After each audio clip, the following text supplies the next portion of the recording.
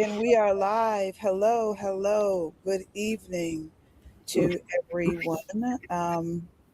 So happy to have you all here tonight with us one more time on Pi Talks. Tonight we have with us, we have Ashley and we have Rajani. And give me 1 second, y'all. I don't know where my thing went. All right. Good evening, everyone, and welcome to Pi Talks. Again, I'm so grateful that you're here. Whether this is your first time joining us or if you've been with us for a while, thank you for being a part of this community. So, tonight I want to have an honest conversation, not just about what's happening in our communities, but about what we can do together to change it. As many of you know, there's two issues that are really impacting me and impacting my life right now. First is gun violence. So in 2023, many of y'all know I survived being shot 3 times. That experience absolutely changed my life forever. It gave me a deeper understanding of trauma. It gave me a deeper understanding of what we need to heal and what it takes to rebuild after violence because I literally lost everything overnight, literally everything. And the second thing is, can somebody mute, please? The second thing is bullying. Recently, someone very close to me was affected by the devastating consequences of bullying. And watching the pain unfold reminded me that far too many young people are suffering in silence, and too many families are left wondering what could have been done differently. And if I can be very transparent, I just got off the phone with a young mother who just lost her 12-year-old daughter. We just buried this baby girl on Monday, and the mother and the family went away for the weekend and came home to horrific things being online, the bullying still going on. Could you imagine? A mother can't even grieve in peace. A father can't even grieve in peace because we're talking about children 12 and 13 and 14 years old that are out of control. And so these are the two issues that I wanted to really hone in on and in why our communities absolutely need restoration. So I want to check in with the butterflies real quick before we go on. What concerns you most about the future of our communities? Whoever wants to speak. Oh my, that's a big question because what concerns me most about future communities is who we become, like who we believe that we are, like what. So future communities or the future of our communities, thinking about the future generations and how kids are, um, and just in addition to, what's going on in the schools. What concerns I just hope that there is a sense of our level of respect, some, you know, um, mutual self and mutual, with others, as well as the ability to learn, critically think and not go along with the crowd. Yeah, thank you so much. Good points. What about you, Ashley? Um, I, truthfully, I really don't know. Concerns about the future of our communities. I think it really just depends on where you are and what you're doing and the the people that you're around. So it can be different just depending on where you are and what you're doing. So it really just depends. I can't say that I know a lot of people who have, many concerns just based on, um, the people that I, hang around and deal with these days. But, if we go backwards, from when I was younger, um, a lot of it was just what's next, what are we looking at? Um, who can we lean on?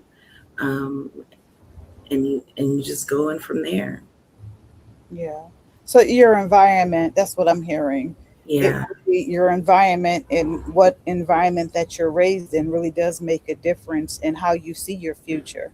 yeah, Because a young person that's raised in the suburbs who has more opportunities because they're in the suburbs is raised completely different to somebody who's raised in the inner city, like of Chicago or of Compton, where survivor mode is really what they're learning at such a young age. But even now, like where I'm saying, I'm in the suburbs and this bullying is going on out here. So it's actually everywhere. And so the concern that I have of our future is if our youth do not start to turn around and relearn um, hierarchy and respect for elders and just even that alone, just plain out respect, like regardless of what I was doing when I was younger, if you were going by a church, you knew, put the cigarette down, if an elder was at the bus stop, that you would get up and offer the seat. There's just certain things that are just, courtesy that it seems like they just don't have a lot of them. So with that, what challenges are you seeing in families today? I see that. Uh, it seems that parents are teaching their children a little too much, putting too much. Um, oh, what's the word I'm looking for? I can't even think of it. Putting too much like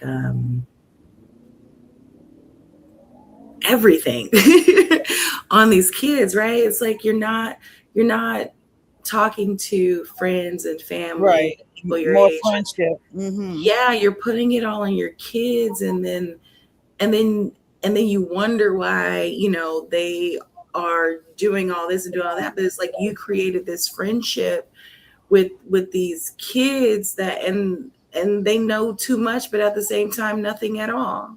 Right. Exactly. I was I think I was at the visual and two little girls were walking past on the street and they were talking about um sexuality and things. And I'm thinking to myself, you don't even know your body yet. You don't even know your body and you out here doing things, adult situations, and you don't even know your body and or the emotions that go along with it, and it's now, makes sense that don't touch love until you're ready, and so that causes so much brokenness because the boys don't care. They just run around grabbing as much as they can and whoever's spreading their legs and then talking about them and going on to the next one. And you know um, it is a big mess. um, if you have children or grandchildren, 'cause I know well, Ashley has children and grandchildren, what worries you most? Oh my goodness. What worries me most is just making sure that they are open and honest about what's, going on in life. Like not everything is going to be great, so it's okay when things are getting rough to reach out and ask for help, or sometimes Yeah. you don't need help. Sometimes you just need to talk through it, right? It's, like that's what worries me is like, you don't have to do it all alone. Hmm. Yeah. And then also, I won't say exactly what my friend Vanessa said that she tells her grandchildren because then people will hear it and the wrong people will hear it. But I'll say this: she has a key phrase that only her and her grandchildren know, not even the parents, but her and the grandchildren. And she says it in a way that no matter what anybody else says to you, you always come to me. You know, you always come to me no matter what. I don't care if they say they're going to hurt me, hurt grandpa, hurt mommy, hurt daddy. It doesn't matter that you trust in me. And so that could be from a parent, a grandparent, an aunt, an uncle, in starting and establishing that line of communication at an early age. So if anything is happening to a child at a young age, that they know to run and to tell, even if somebody's telling them not to tell, right? So putting things in place, because this world is crazy. Really making sure that monitoring what these children are doing on these devices nowadays, that people are just giving their devices to children and saying, go ahead, and not knowing that there's a lot of stuff out there that looks like it's for kids, but it is not for kids. So what worries me is not so much the children who are learning, but the children who are not, and how many who are not, because those are the ones that normally end up doing damage to other children. It's always like when I say with the bullying, what is the root cause of the bullying? And if you look at it and you take these kids individually, you're going to find one or two that's actually being abused. And that one or two that's actually being abused will probably be the ringleader of the other little bullies, because they need somebody to take their aggression out on. They need somebody to rule over. And so when you get the little weak kids who they manipulate, and next thing you know, you're in my game. And I want you doing this, this, and this, and this, and this. And if you don't do this and this, I'm going to beat you down. And so now you're breaking another kid. Now that kid gets hard because he don't want to get beat up. So he's going to go beat up that other kid because he don't want to get beat up. And you think about, that's how you literally get jumped into a gang to show your loyalty. You got to go hurt somebody else. And so my problem or my concern is that if we don't get a hold of some of these parents and these children, that those other kids that don't deserve it are the ones that are going to end up being the victims. And with that, we'll move on to the next segment, why we're hosting a festival. So little background information. This time next year, PI is hosting our first annual Community Restoration, Anti-Bullying, and Gun Prevention Festival in the city of Haverhill. So now we're going to go ahead and talk a little bit about that. All right. So the festival is not simply about raising awareness. Awareness alone does not change communities.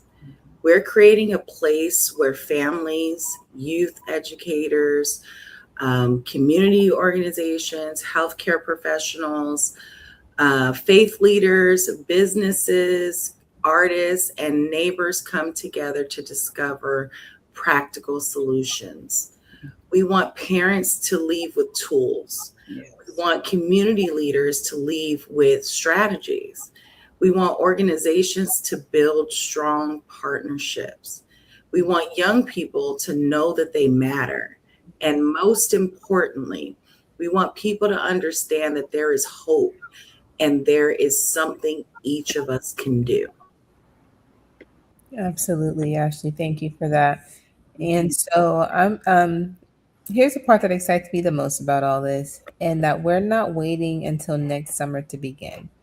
The festival is the celebration, but the work starts now. Beginning this fall, PI will begin preparing women through our leadership and community restoration training. So for the next year, participants will learn how to become stronger communicators, healthier leaders, trusted community advocates, and bridge builders within their families and neighborhoods. So by the time we gather for the festival next summer, we won't simply be attending, they'll be ready to serve. And they'll be ready to volunteer, to lead the conversations, to welcome families, to connect with people with resources, to help restore their communities. And that's the difference between hosting an event and building a movement. Yes. And so, that pie is about solutions. And so, although in the beginning we are talking about what the pain points are, we want to switch now and share what the solutions, some of the solutions that we have. So, talking about that, let me talk to the community restoration specialist over here and ask a couple of questions. If you could learn one skill to better serve your community, what would that be? For me, it would be to like, how do I reach the people that need the help? Yeah. What about you, Rashani? I was thinking how to be a better mediator between parties. So that, because oftentimes what I've noticed is that there's a disconnect between people that are communicating, which is where the conflict and everything comes from. So to learn how to better, mediate between the two, so that way all parties involved can feel heard, and be able to take, forward steps and not just be angry. Yeah, and both of those things that we actually things that we do, like right now, marketing, right? How do we get to the people? We come on every Monday, to let people know that we're here and to share what it is that we're doing. We market, right? And we're going to start doing even more of that, uh, with the de-escalation and the conflict resolution classes that we will go through. Going back and re-looking at material before we get ready to get started to make sure that you're caught up on that, and those materials are um, available to you, as well in our drive if you need to go back and look at some of those things. What kind of a leader does our community need right now? I believe that my community needs a leader that is open and can listen and hear what the people are saying. I Mhm. think a lot of times, leaders, they come in with what they want to put out, but they're not necessarily hearing what Mhm. the people around you are actually saying and needing advice for. Yeah, I say that they need y'all. That's the type of leaders that they need in the community. They need community restoration specialists. They need women that have been through it, that understand, and that are willing to walk with them, guide them, lead them, and show them a plan of how to better their lives. I mean, it's not going to happen overnight, and it's not going to happen if they don't stay during the hard parts.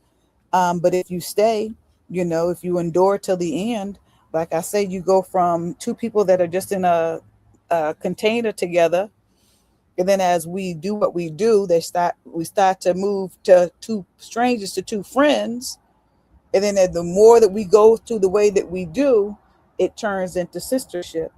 But it's all a process, and people are so used to just labels. Oh, sister, you're my sister. But it's really truly a process to really get down to where it's like this, where nobody can pull you apart. If somebody comes and say, hey, so and so said this, you'd be like, that ain't my sister's character. Have you spoken to her?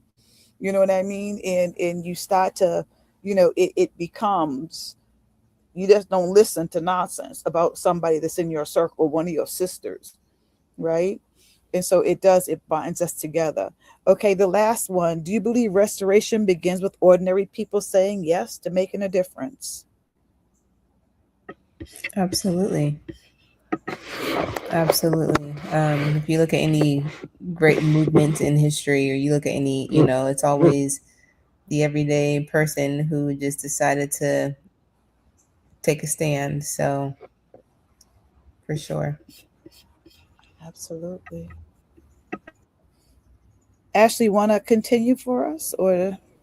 Absolutely. Let's talk about why women should join PI.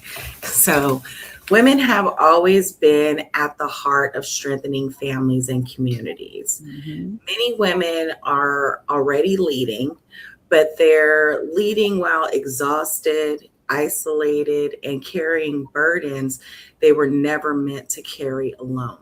Mhm. PI exists to provide the training, support, mentorship, accountability, and community that helps women grow into confident leaders who can make a lasting difference. Mhm. This isn't about becoming perfect. It isn't about becoming, I'm sorry, it is about becoming prepared, prepared to lead, prepared to communicate, prepared to restore relationships and strengthen families, prepared to serve your community, and prepared to become part of the solution. If you've ever looked at what's happening around you and thought, someone needs to do something, maybe this is your invitation to become part of that someone. Awesome. I love that. Beautiful. Thank you so much for sharing. So tonight was a quick show on purpose. And so we're going to close out right now. We do want to share with you that our website is fully developed for this season of our journey anyway. And so I again invite you, if you've seen it last week, it is different. If you've seen it Sunday, it is different because again, it is a work in progress. But I believe that we've got it, we can leave it by itself for a little while. So we invite you to visit piepurifications.com to learn more about our mission, our programs, and our vision for community restoration. And also, fall enrollment opens in August. Opens in August for our fall cohort. If your heart is saying, "I want to make a difference," I encourage you to take the first step because together we're preparing leaders over the next year so that when the community gathers next summer, we'll do more than just host a festival. We'll demonstrate what restoration looks like because restoration doesn't begin on the day of an event. Restoration begins the day someone decides to become a part of the solution. So thank you so much for joining me tonight. And remember to come get, excuse me, our new tag. Remember, wear pie, come get your peace, meaning PEACE. Good evening, everybody. Thank you so much. So grateful for y'all being with us tonight. Thank you, Ashley. Thank you, Rajani, for always bringing, just who you are, your heart to this work. I could not do this without you. I could not um, continue moving forward in this without the two of you in Asia, of course, and all of the butterflies that are out there. Love you all, miss you all dearly, and we shall catch up. From our heart to yours, have a wonderful rest of the evening, and we'll see you next week. Bye.